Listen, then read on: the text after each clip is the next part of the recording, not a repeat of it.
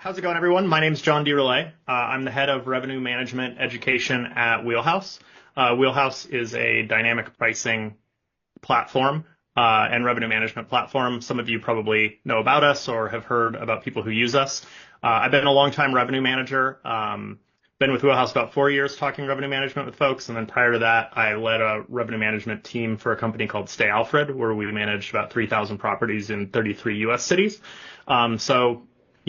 Welcome to our revenue management roundtable. Kind of something we like to do. We've been doing it in the United States and here over the last year, where we get revenue managers together to kind of talk about trends, strategies, and things that are going on now, in the recent past, and what they're kind of expecting in the future. So really excited for this panel today.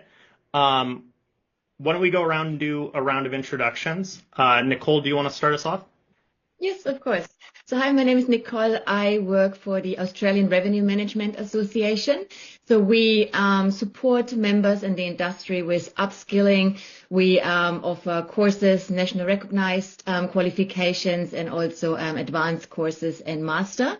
And whilst we educate them, my background is in revenue management internationally. So I have worked as a revenue manager for Accor in Europe and here in Australia, Hilton, Best Western, and also now whilst we educate the industry and upskill, we also look after portfolios every now and then, and just lately had a portfolio of 70 hotels in the short-term rental market. So yeah, thanks for having me today.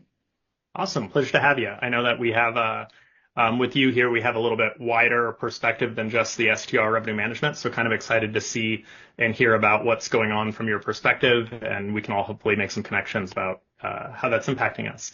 Pratik, do you want to give us an introduction as well? Yeah, sure. Hi, thanks for having me. My name is Pratik, work for Patchcare. You might have heard of us. We are a short-term rental company in New Zealand. Got a good presence in New Zealand here across both islands. Before this, I've been with Patchcare for 2 years now, and before this, I was with Accor as well. So I've working in revenue management. And enjoying it so far in short-term rental. Awesome. And how big is the portfolio at Patchcare? So we have roughly around 1,900 to 2,000 properties across both islands. Big. Awesome. Thank you. And Dale? Yeah, hey everyone, great to be here. So Dale from Home Time. So for those of you that don't know, Home Time's Australian portfolio of over 2,000 properties. Obviously my role's very much focused on revenue management strategies across our whole portfolio. We are pretty geographically spread out right across Australia, so there's kind of no corner of Australia that we don't touch at the moment. So prior to Home Time, I've been working sort of pricing revenue management roles in various different companies, largely in travel. So I work for hotels, OTAs, tour businesses, and also the healthcare sector as well. So quite diverse. Awesome. Well, appreciate you having you all on the panel. Just so everyone knows, we do these revenue management roundtables for ASTRA and the Australia, New Zealand market every quarter. So the last time we all met and had a conversation with various revenue managers, it was in December 2024. So it would be interesting to see how things changed. People were pretty bullish on 2025 at the time, although they, I think, had seen some headwinds, particularly on the ADR. Now we're at a place where, and correct me if I get the seasonality wrong, because you're upside down for me. But you guys are just coming out of high season now, right? And for the most part in a lot of your markets. And so how did that high season go? What did you guys see? Did it meet expectations? Were there strategies that you had to implement in your portfolio, or that you saw other revenue managers implement, or trends that the consumer did? And really, how did you react to those? So pretty open-ended, really just asking, how did that high season go for you in kind of Q1 and I guess the end of the holidays? Dale, do you want to start us out? Yeah, absolutely. So, there's always big expectations, right, on summer here. I think talk to anyone in the industry, and it's always discussions around what's going to happen in summer. So it's always it's a massive focus for us, to be honest. We're kind of looking at summer period really 6 months out, quite seriously. And then obviously a broader scope, 12 months out really as well. We've got kind of strategies in place, really now for summer this upcoming summer as well. So it's kind of always on the radar. We saw really great results actually for summer, best results we've seen for a couple of years. So I'm sure everyone remembers like the boom post-COVID period that we saw a couple of years back. So we actually exceeded that, which was pretty great to see. So we put a lot of focus on it. Like I say, we're kind of talking about it multiple times a week in the lead up to that real crunch New Year's Eve kind of peak couple of weeks. That's like the ultimate kind of 2-week period that we're really focusing on, because there's really no market in Australia that doesn't get demand over that period. So that's obviously the real opportunity for us. And then sort of broader out than that, you've got the rest of December, and then obviously January is massive as well, and to a lesser extent February, and in some markets also March, and kind of where we're at now leading into Easter as well. So yeah, that was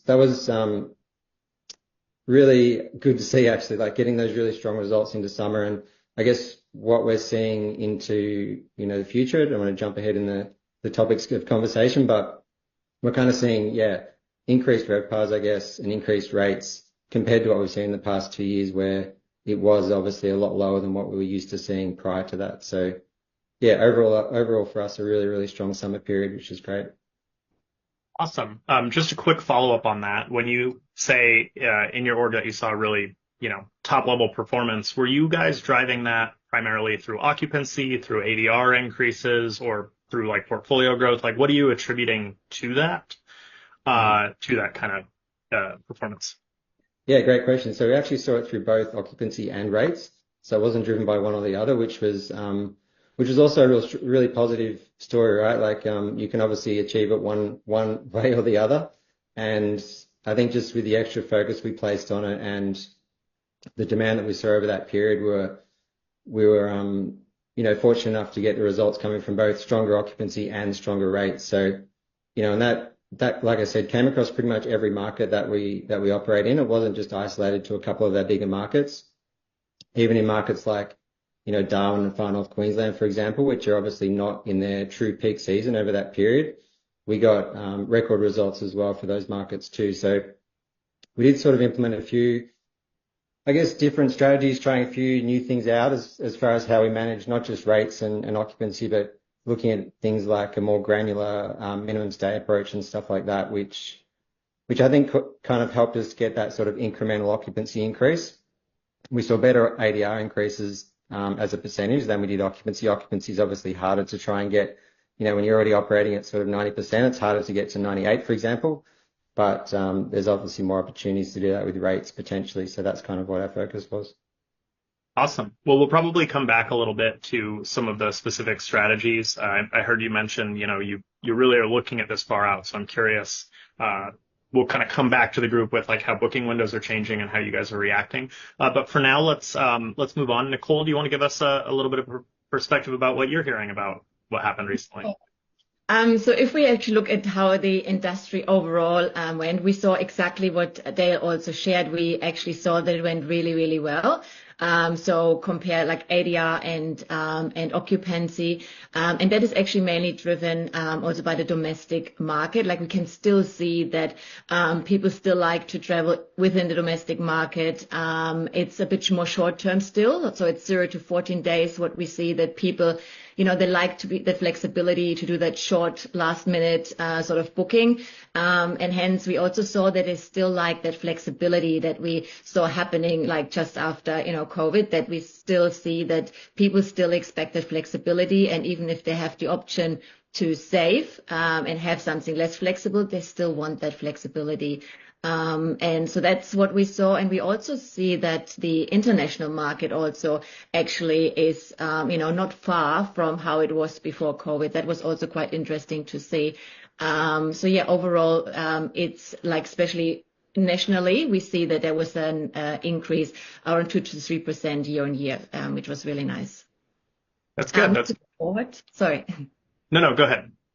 And yeah, moving forward for the future, we do see that it's actually catching up, to pre-COVID times very quickly. So it's on the right way. So yeah. And you when you're referring to this, you're primarily referring to hotel data in particular?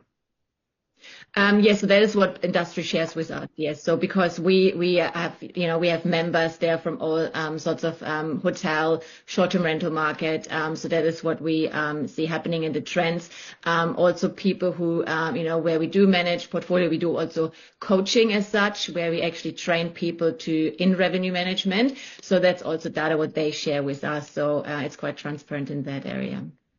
Awesome. I'm kind of curious about how like supply growth has been, particularly on the hotel side, because obviously that takes a lot more planning, like supply pipeline. When we were talking with some of the revenue managers last quarter, they were pretty bullish, but there were some markets that they were mentioning that they had what they thought was saturation, which was limiting some of the visibility of being able to perform better. So obviously now you guys are all saying it's so far that it's pretty good, but I'm curious, are you hearing anything about supply growth or supply pipeline, particularly on the hotel side? I think that's always a good barometer for what might be happening. Yeah, Hobart, for example, is one of them where it was a little bit harder to actually catch up with that trend. So there are definitely still some areas where due to the supply, it's still a struggle to catch up. Yeah. Awesome. And Pratik, would you want to tell us a little bit about how your high season went? Yeah, for us, similar trends, to be honest, like more short-term, short-lived bookings. So we're seeing high spike in bookings 2 to 3 weeks out before the arrival date. If I talk about December, which was the start of summer, we tend to be sold out during Christmas and New Year's period. That was the case this year as well. We saw high occupancy. The rate was good. Few destinations, mainly some destinations in North Island where we had to adjust our minimum stays. But overall, South Island, we were able to hold our minimum stay restrictions. So we were able to get long stay bookings and stuff like that. So pretty good super peak. We call super peak Christmas and New Year was. And then the similar trends carried on in Jan as well, because we have a lot of events in New Zealand across both islands. So the events were well supported as well. So occupancies were pretty much similar to what we saw last year. Feb was a different story for us, however. We usually see high occupancies for our key destinations like Southern Lakes, which is Queenstown, Wanaka. This time around, we didn't see a similar number of occupancies mainly during Chinese New Year. So we usually see higher occupancies during Chinese New Year. This time around, that was missing, and there were a lot more, what we've seen, a lot more competitive rates in the market, a lot more promotions and stuff like that in February. But overall, that December and Jan was more or less in line with last year. That's really interesting what you're talking about for the Chinese New Year kind of stuff. So I'm going to put a link in the chat.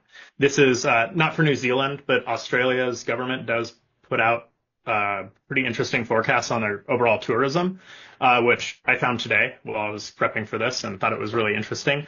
And I'm sure the trends are going to be applicable, but they talk a lot about the changes to Chinese tourism, actually.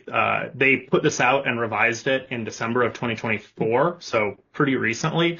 And a pretty consistent theme in that is revising downward the expectation of Chinese inbound travel, which was pretty interesting to me. So for you to bring that up, I think that, that ties in real close. Are you seeing any other pressure from different kind of segments of travelers? And both, I guess on the other side, are you seeing certain segments come up? Because we've heard domestic is strong, Chinese New Year not quite as strong. I'm just curious like how your mix is coming together. I think US is doing well for us as well. Especially for South Island, because it's more international driven destination, whereas North Island is more domestic driven destination for us. For what we've seen is after Australia, the biggest booking numbers that we are seeing internationally from international bookers is US. So it's been coming up a lot, and mainly through channels, through VRBO and Booking.com and stuff like that. Yeah, that makes sense. If you were on the U.S. Revenue Manager Roundtable recently, we would have talked about how we still have a deficit compared to COVID for inbound international versus outbound international, and Americans are still going outbound more than they were pre-COVID, then people are coming in. We still haven't recovered to our pre-COVID, inbound international. So good for you guys. Love it. My mom's actually going to Australia this year, and she won't make it down to New Zealand, unfortunately, but she's pretty stoked. So kind of coming back into what you guys were doing from a strategic perspective this year.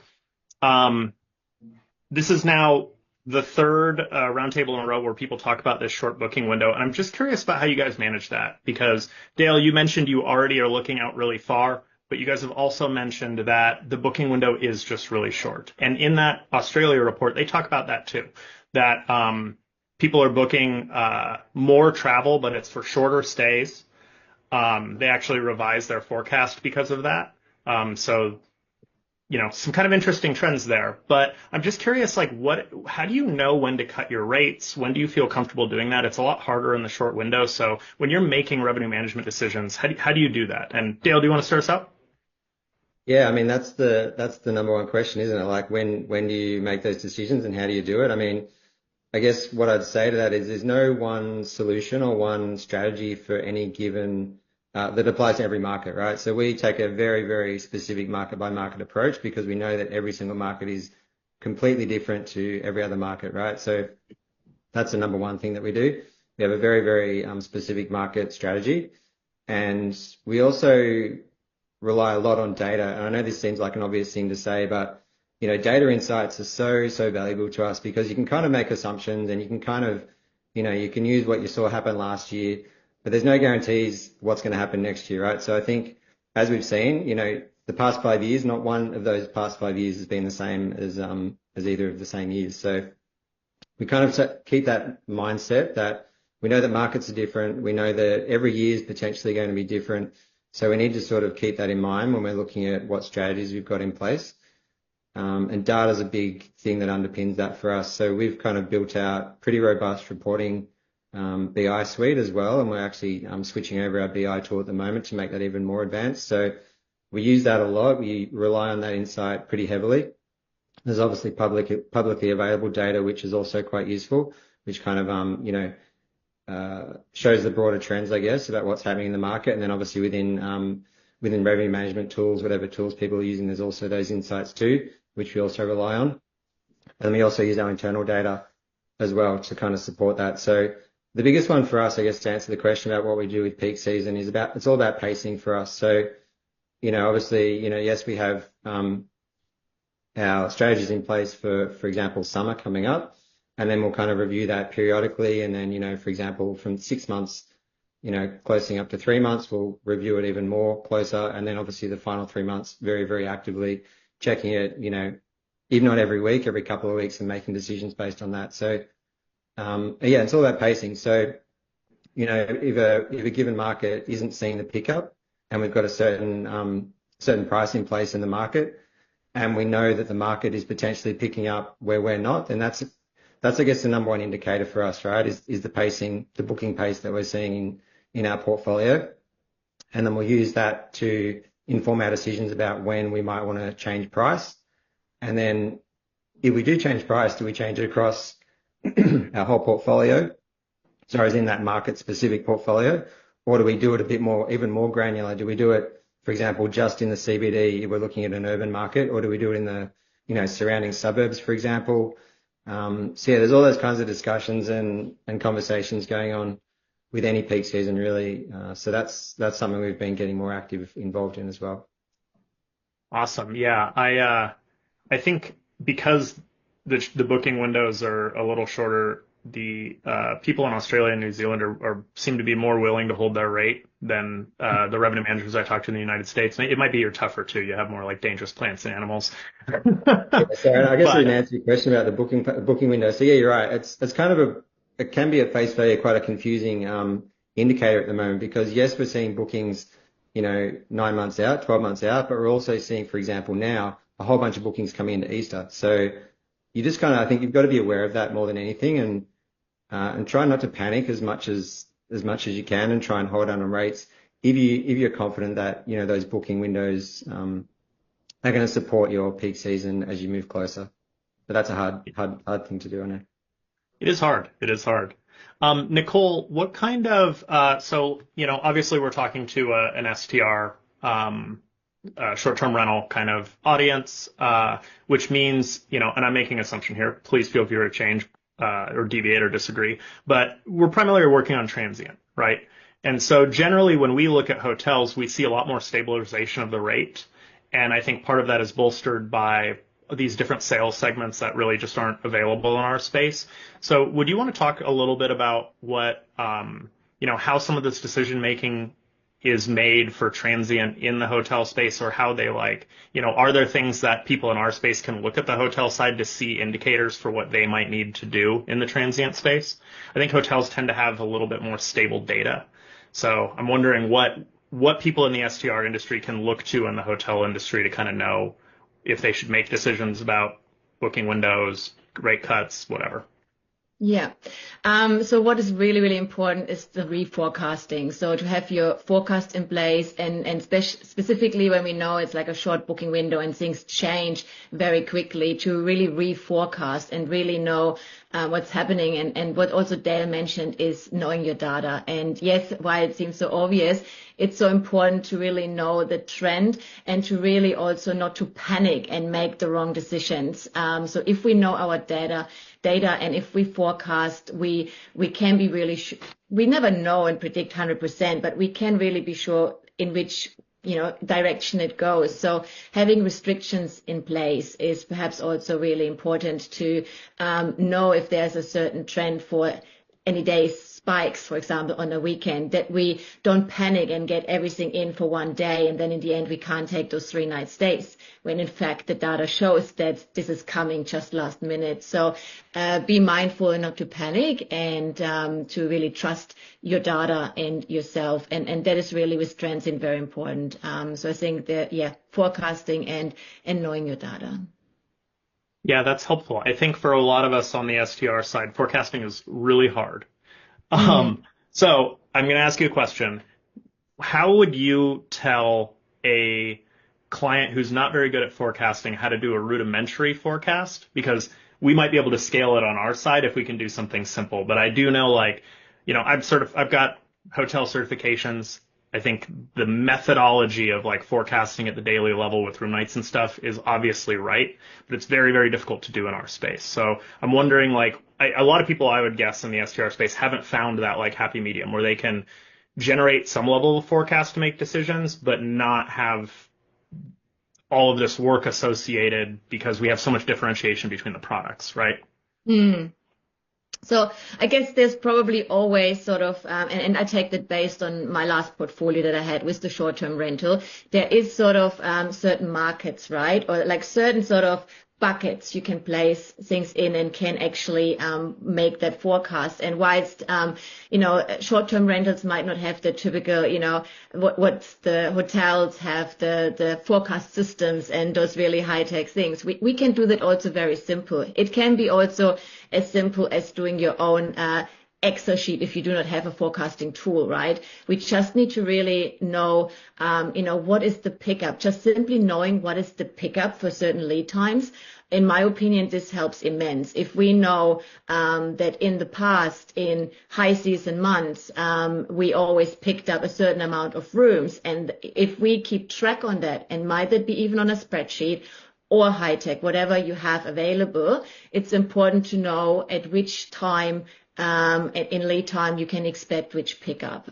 So knowing that gives you at least an indication and a comparison to past year, 2 years ago, and moving forward. So that would be my suggestion, to keep it simple but know what to expect as a pickup. And Yeah, that's interesting. I think taking it from the sales perspective makes a lot of sense. One, aggregate into groups of units so that you have data that you can kind of put together to get a valuable number. And, you can roll that back down to a listing. So if hey, we had 100 listings, per week we were making this amount of sales and room nights, you can generate a per listing value, which you can extrapolate if your portfolio is changing, because that's always the difficulty of forecasting here is you're either at a binary level or you have a moving denominator, right? Okay, cool. That's really helpful. Pratik, why don't you tell us a little bit about how you were dealing with the short booking window, how you make decisions about what to do with your rate? I'm particularly interested. You mentioned that you guys noticed that February was not kind of coming together the same way. When did you notice that, and how did you notice that? So if we talk about February, it's because it's Chinese New Year week and it's more Chinese tourist driven, so it's a long lead booking, right? So if by September or October we are not seeing those sort of bookings coming in, and then by December if you're still sitting fairly empty for February, then we start making the changes, making sure that we don't have any restrictions in place. We are not, especially we try and hold our high-end properties, which are popular within the general public. So we try and hold those properties, right, because they get the booking anyways. But the standard properties are the ones where we focus more on. So try and get the pricing right for those properties, making sure we are competitive in the market. And if we are competitive in the market, then we try and hold it as long as we can. And then closer to the period, as I said before, we start to see booking pace pick up. But if it's a demand problem, we try and hold it. But if it's not a demand problem where we are priced slightly higher in the market, then it's a pricing approach or a promotion approach we take. That makes sense. How do you identify, at least, for yourself, if something is a demand problem or a pricing problem? Rely on the external data. So we've got few tools which we look at, and internal data is also a good indication to see where our pricing is sitting this year compared to last year. If we are higher, if our price points are higher compared to last year, then we try and bring it in line with last year. And then if that still doesn't change the dial for us, then we start digging into more detail. I think Airbnb is a good gauge for us to see how many guest favorites or superhost properties are still available for any event dates.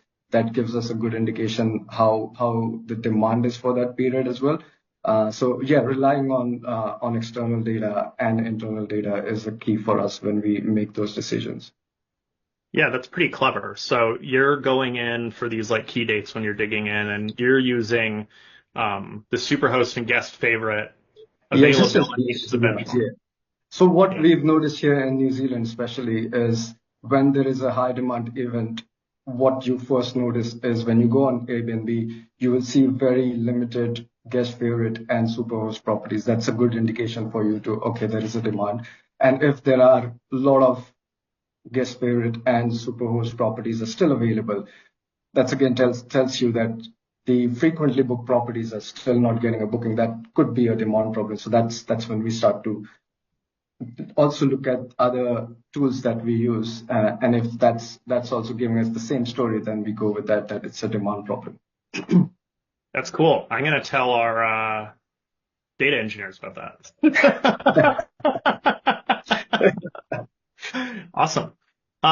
Well, let's shift into a little bit about what you guys are thinking about for just like the coming, what I would say is like shoulder and into low season. What are the strategies you're doing? Are you expecting occupancy growth in these seasons? What is your kind of rate strategy? Just kind of curious what you guys are planning for coming up into the coming quarter. And Pratik, why don't we start with you again? We'll round the horn. Sure, no way. I think our biggest focus right now is to get the Easter right. So after our Christmas New Year week here in New Zealand, Easter is our biggest booking period. So we are seeing better than last year booking trends for Easter this year, mainly because last year Easter was outside school holiday period, and this year Easter lands during school holiday period. So every time there is when Easter lands in school holiday period, we see slightly higher demand for Easter. So this time around, we're seeing really good demand. We had to be really agile with our minimum stay restrictions in North Island because they are more domestic driven. But however, South Island is doing really well. We're still holding on to some of our 4 nights, 3 nights minimum stay restrictions in some of the destinations. Pricing wise as well, we are able to hold our pricing in South Island still. The occupancy is currently for us is upwards of 80% in some of these South Island destinations, which is really good. When we look at May and June, we are going into off-peak season. So when we go into off-peak season, it's just making sure our winter destinations pricing is correct, and then all the coastal destinations and other destinations pricing are relevant to how the market is going to be. So that's the major focus right now. And then from July onwards, we go into ski season. So we will start working on our strategies for ski season from now. Yeah. Interesting. Yeah, I'm interested. Easter's really tough this year. I know in the United States, it's late for us, and it's really spread the demand out when last year there was a lot of compression on the spring break dates. Now, all the Catholic schools are super late. All the other schools are kind of all over the place. And so we're seeing a lot of weakness.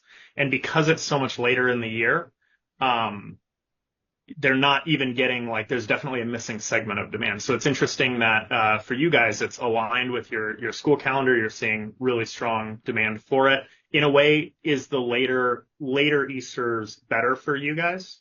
Yes, I think so, because historically what I've seen in short-term rental is every time Easter lands during school holidays, we tend to see higher occupancies, and so far we are seeing better occupancies than what we were at last year. So yeah, that's been the trend, and it's just aligned with the trend this year as well. That makes sense. And do you see longer booking windows for those? Because when you were talking about Chinese New Year, you were saying you were pretty aware early that was kind of starting to go off track. Does this see pretty long booking windows, or are you still kind of expecting a short booking window for this day range? I am expecting short booking window. We don't usually see a pretty long booking window for Easter, because the only international market where we see a lot more bookings come in from is Australia, and it's not more than 2 or 3 months longer. So we are still seeing. Sorry, we've got a censored lights here. It keeps going off. we are still seeing high number of bookings compared to last year. So whatever we were picking up last year, 3 weeks out from Easter, we are seeing higher numbers this year. Yeah, so booking window wise, I think we started off on a softer note for the booking window, and it has picked up where it has exceeded last year's booking pace. So what we missed out in the beginning of the booking window for Easter, that has now matched up with us, and now it's ahead of last year. So again, we have our last school holiday, so not public holiday in Feb, which is in the first week of Feb. After that, we usually see a big spike in booking, and this year we did see a big spike in booking after that. Whereas before that period, we were seeing slow booking trends, and then from first week of February onwards, we started to pick up well. Interesting. Awesome. Well, thank you. Nicole, what is the kind of winning strategy among your association partners? What do they think is important to do, and how are they approaching the kind of shoulder season and also Easter? I'm curious, because I think STRs focus a lot more on certain holidays more so than maybe the hotel world. So I'm just curious what the people you're hearing from are saying. It's pretty much the same, that we focus on those events like, Easter and then other certain events depending on the market, that then when there's a lower season, still the focus is with pricing, with length of stay restrictions. And then in general speaking, it's really then to focus on those shoulder periods where there's no event and where it's maybe a little bit lower, to really have those promotions to have stay 3, pay 2, to just really know when to put those promotions out for people still to be attractive to travel in those times where business is a little bit more needed.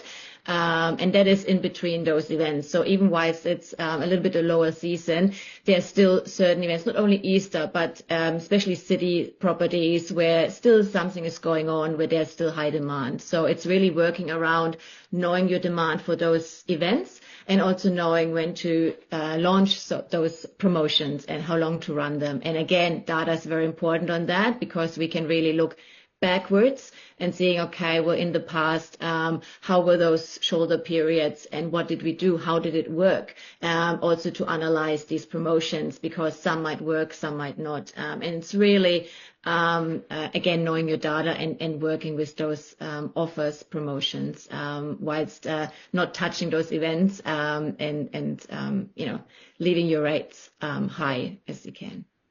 Yeah.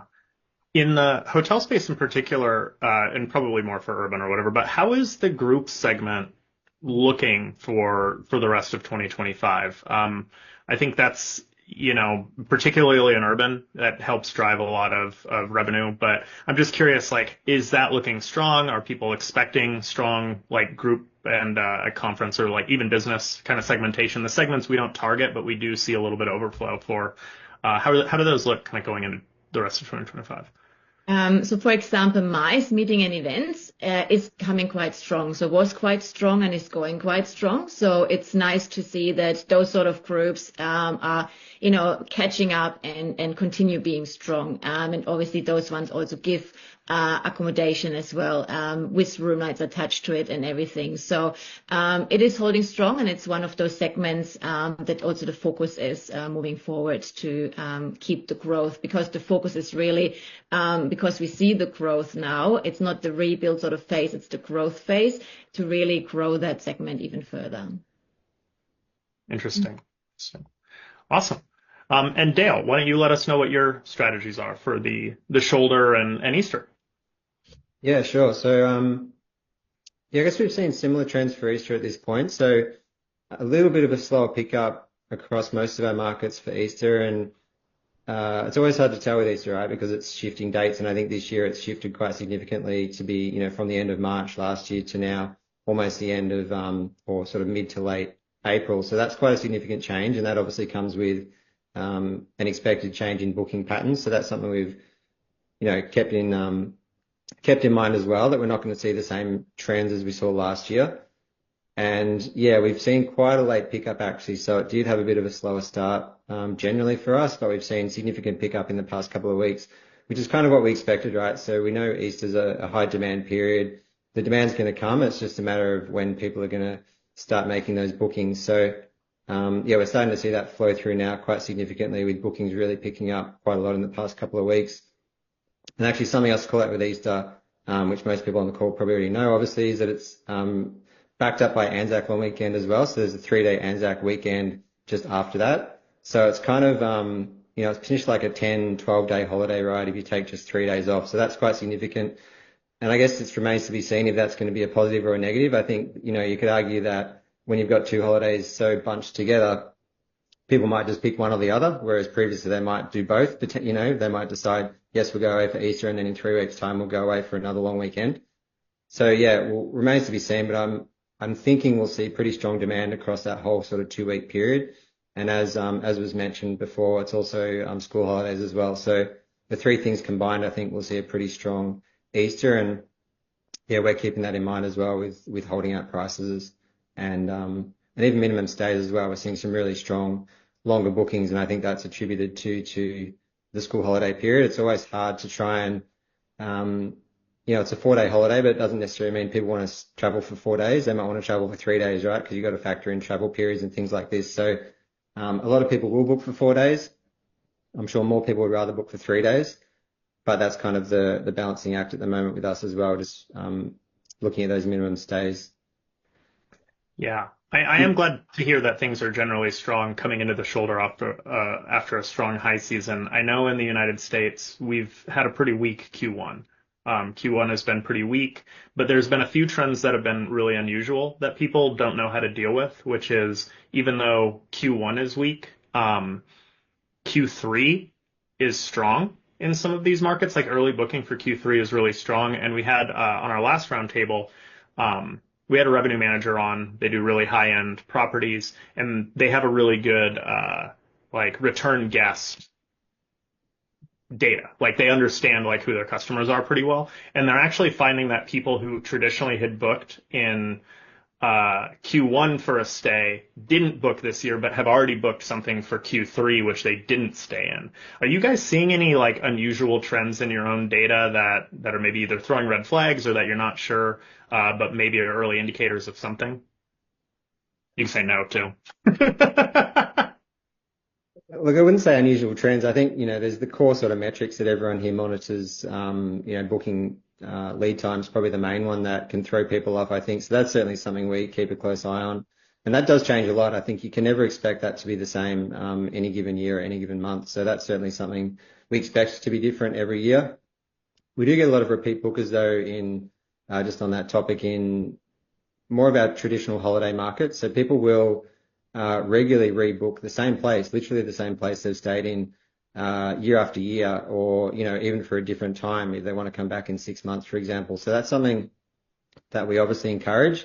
It's obviously great to have great guests staying in your properties. It's great to have people that like your brand and like your products and are happy to come back year after year. So we certainly encourage that, and we've got, some good activity in place to encourage that as well, to prompt people to come back and stay with us, because, I think it's the best kind of business, really, if you can have people that love your product and love your brand and are willing to come back time and time again. So yeah, just on that topic.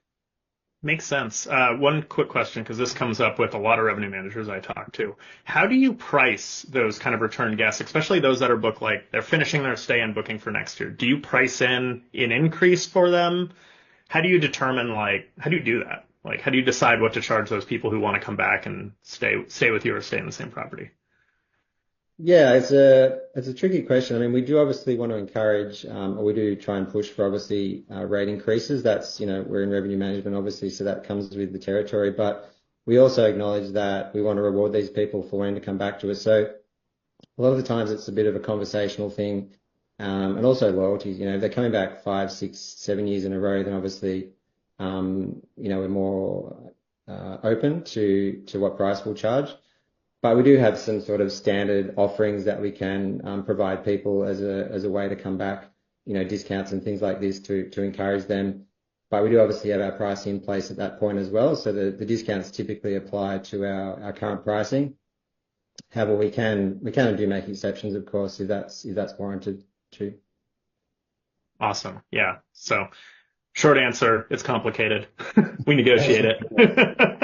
Yeah, there's no straight answer, unfortunately, but I guess the bottom line is we want to keep these customers with us. That's the most important thing, and we'll always keep that, I think, at the forefront, over and above trying to get an extra a few percent in rate, for example, of what's typically only a 5 or a 7 night stay. It's not massive necessarily.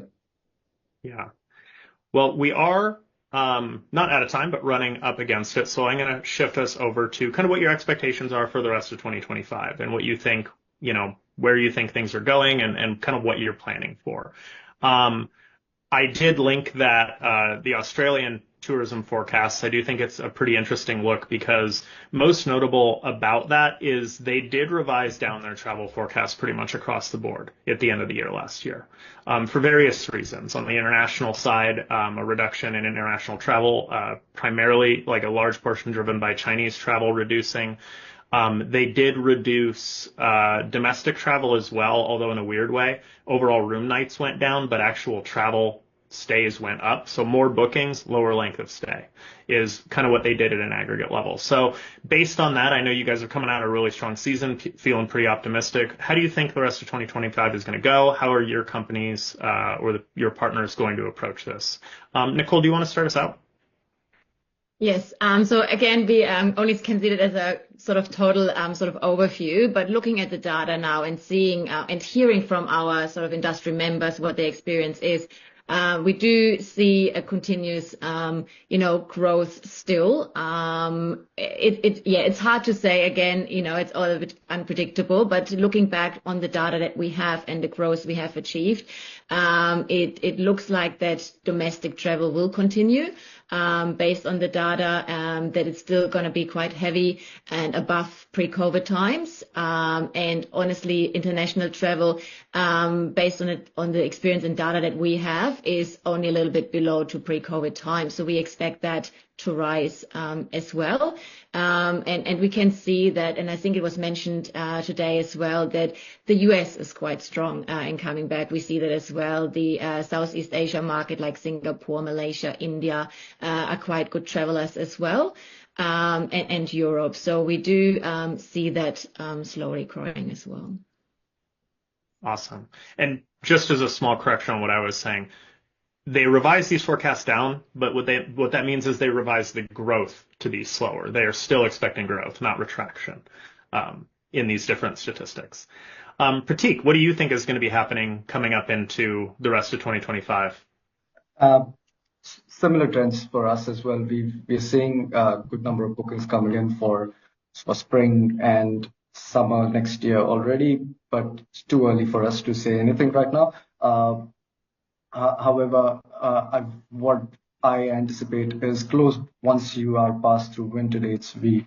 What I've seen last year as well, that there will be booking coming in at a slightly lower rate, because what I've seen this year is there were a lot of competitive rates, a lot of promotions beforehand.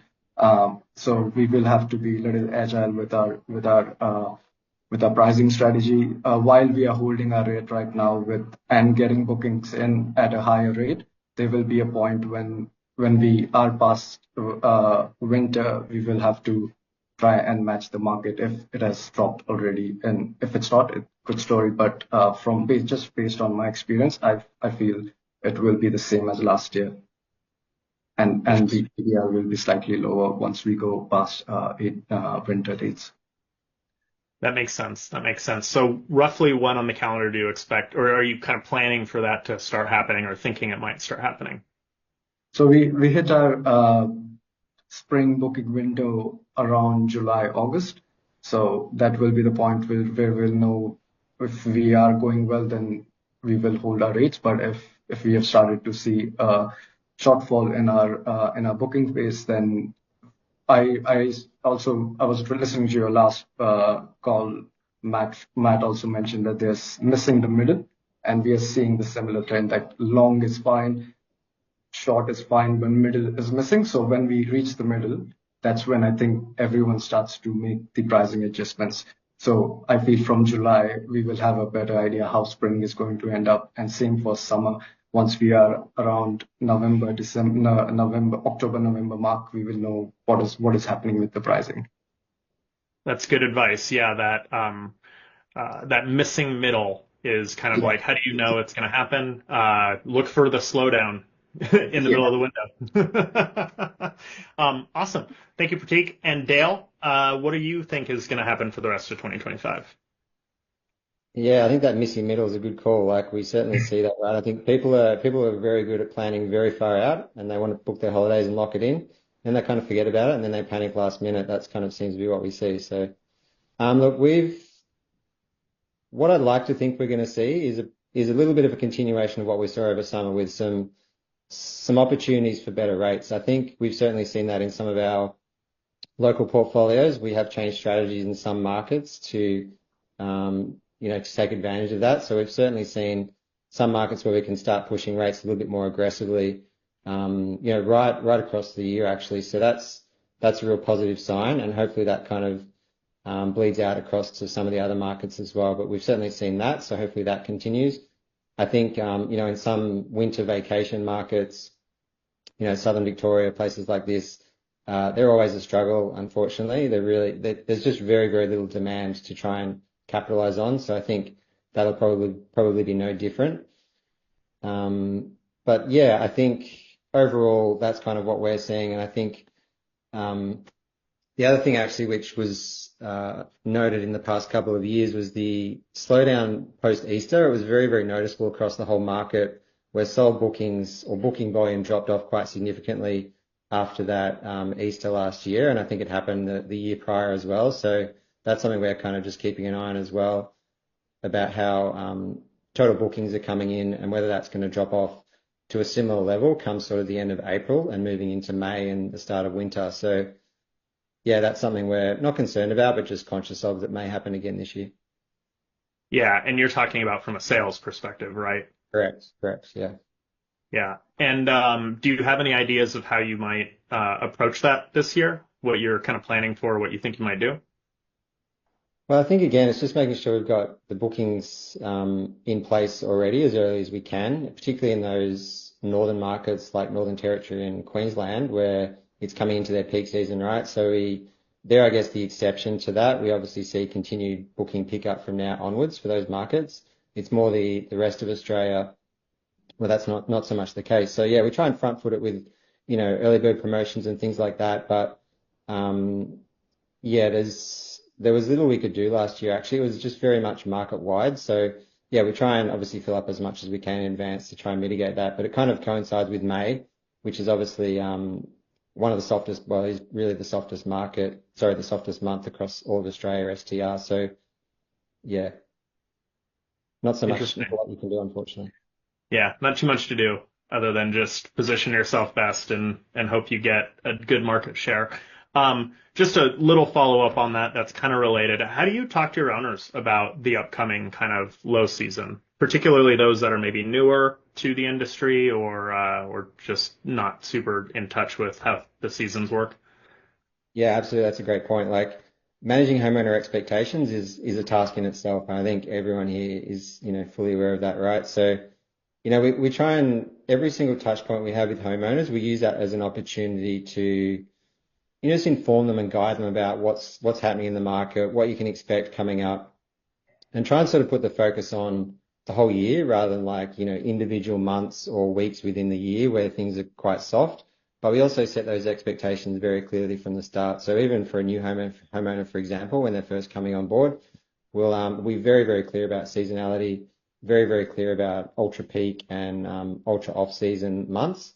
And, obviously that's going to impact earnings. So yeah, I guess to answer your question, every opportunity right from the early sales process to onboarding to ongoing sort of regular communication, sort of market updates and things like this that we share with homeowners as well, just try and set that expectation as much as possible and stop people freaking out, when we're coming into the middle of winter in a vacation market where, returns just aren't going to be as high, for example. So yeah, it's a really, really important point to manage those expectations with homeowners.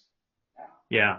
Nicole, I'm curious just from your perspective, especially with hotels, how does that dealt with? I mean, obviously, I think the forecasting's stronger. So when people build a hotel, they have an idea of when these things are a little better than when someone buys a vacation home. But how do you talk to the revenue managers in your association about setting ownership group expectations?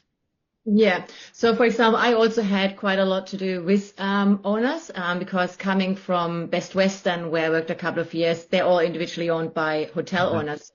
So that was also very important to, speak to the owners and I have to also say, yes, what Dale said is 100% correct. We need to be transparent and tell them as soon as possible what's happening so they don't get like last minute any, surprises. And if we're really transparent with them and they see what the market does and versus what we try to do and keep like regular communication is key. Like for example, in Best Western, I had weekly calls with the owners. Now I know depending on, which sort of market you are in, it might be different.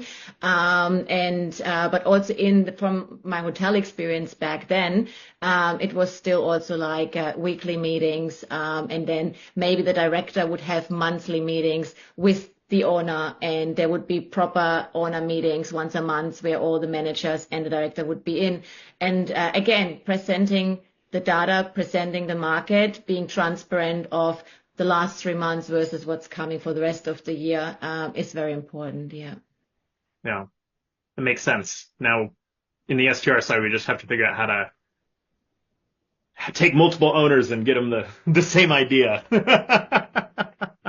But I think there's a lot that our space can particularly draw from is, the vacation rental space has become more and more professionalized. We can't necessarily take the exact practices for like owner and forecasting, but we do have to find a way to adapt some of those because the hotel spaces really have robust ways of doing these things. And we have to find a way to make some of those things work for us so that we can do them at scale for the kind of individualized properties that we have. Awesome, guys. Well, really appreciate your time today. I hope you guys enjoyed the conversation. We will send out the recording for this through ASTRA. And then we look forward to, doing this again probably next quarter. Thank you so much, everyone. Thank you. Thanks. Thank you. Have a good day. Bye. You too. Bye.